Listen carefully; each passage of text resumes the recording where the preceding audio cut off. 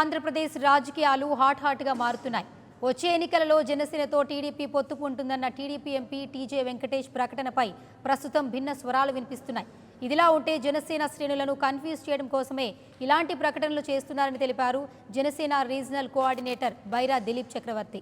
జనసేన స్టాండ్ను పవన్ గతంలోనే ప్రకటించారని, రాష్ట్రంలో 175 స్థానాలలో వామపక్ష పార్టీలతో కలిసి పోటీ చేస్తామని అంటున్న జనసేన నేత బైరా దిలీప్ చక్రవర్తితో మా ప్రతినిధి శ్రీనివాస్ ఫేస్ టు ఫేస్.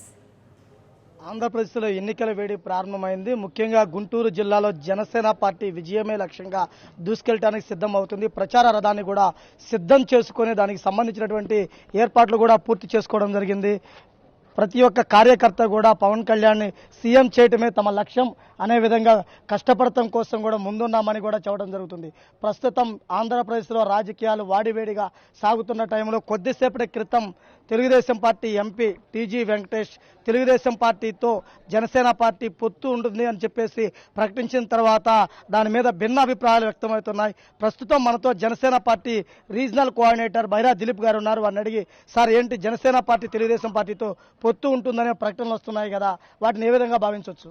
ఈరోజు రాష్ట్రంలో జనసేన పార్టీ ఎంత బలంగా ఉంది అనేది మీరు వాళ్ళ స్టేట్మెంట్లను బట్టే మీరు అర్థం చేసుకోవచ్చు. మా అధినాయకుడు పవన్ కళ్యాణ్ గారు చాలా స్పష్టంగా చెప్పారు, 175 స్థానంలో మేము పోటీ చేస్తాం, మేము కేవలం కమ్యూనిస్టు పార్టీలతో మాత్రమే పొత్తు ఉంటుంది.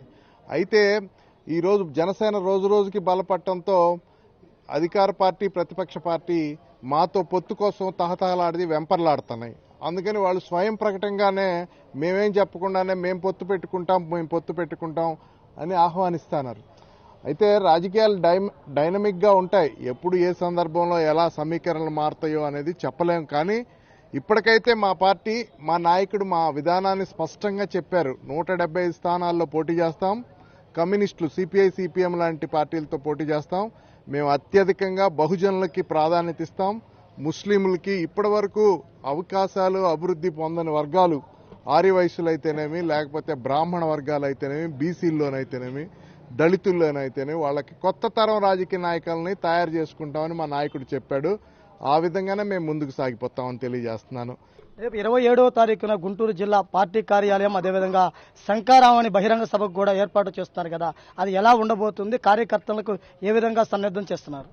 జిల్లాకి మా నాయకుడు, మా అధినాయకుడు పవన్ కళ్యాణ్ గారు జిల్లాలో పార్టీ కార్యాలయం వారి రాక కోసం ఎదురు చూస్తూ ఉంది. దాన్ని ఓపెన్ చేయడానికి వారు అంగీకరించారు. 27వ తారీఖు మరి పవన్ కళ్యాణ్ గారు వచ్చి పార్టీ కార్యాలయాన్ని, పార్టీ శ్రేణులు అద్భుతంగా వారిని స్వాగతం పలుకుతాం. మేము లక్షలాది మంది జిల్లా వ్యాప్తంగా ఉన్న అన్ని 17 నియోజకవర్గాల్లో అన్ని మండలాల నుంచి కార్యకర్తలు, అభిమానులు వచ్చి వారికి స్వాగతం పలకడానికి సిద్ధంగానే ఉన్నారు. మీరు ఇప్పుడు చూస్తున్నారు 27 తారీఖు ప్రోగ్రాం కోసం ఇప్పుడే ఎన్ని గంటలకి ప్రోగ్రాం అని రోజు వందలాది వేలాది మంది కార్యకర్తలు జిల్లాల నుంచి వచ్చి మా కార్యాలయాలకు వచ్చి మరి ఇక్కడ వచ్చి మేము కూడా పనిచేస్తామని వస్తున్న సందర్భం జరుగుతూ ఉంది అనేది మీరు గమనించాలి. వారికి ఘన స్వాగతం పలుకుతాం. ఆ రోజు గొప్ప రోడ్ షో ఉండబోతుంది. మరి జిల్లా సమస్యల మీద వారు బలంగా వాయిస్ వినిపిస్తారు.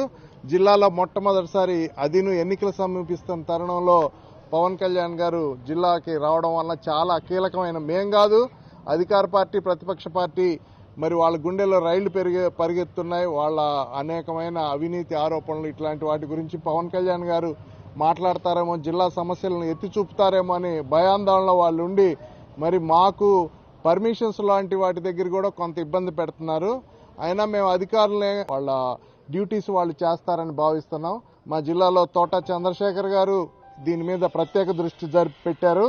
అదేవిధంగా జిల్లా నుంచి ప్రముఖ నాయకులు చంద్రశేఖర్ గారు, నాదెండ్ల మనోహర్ గారు, రావెల కిషోర్ గారు, మా 17 నియోజకవర్గాల నాయకులు, కార్యకర్తలు అందరూ స్వయంగా వారిని రిసీవ్ చేసుకుని ఈ కార్యక్రమం ఘన విజయం సాధించాలని మరి ప్లాన్ చేసుకుంటున్నాం. ఈ సందర్భంగా నేను శ్రేణులందరికీ కూడా పిలిపిస్తున్నాను.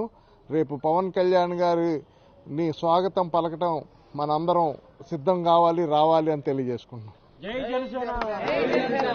చరిత్రలో నిలిచిపోయే విధంగా గుంటూరులో బహిరంగ సభ నిర్వహించడమే కాకుండా కార్యకర్తల్లో ధైర్యాన్ని నింపి గెలిపే లక్ష్యంగా అందరం ముందుకు కదులుతామని కూడా చెప్పడం జరుగుతుంది. కెమెరా పర్సన్ ఉదయ్ కుమార్తో శ్రీనివాస్, 99 టీవీ గుంటూరు నుంచి. For more updates, please subscribe 99 TV Telugu.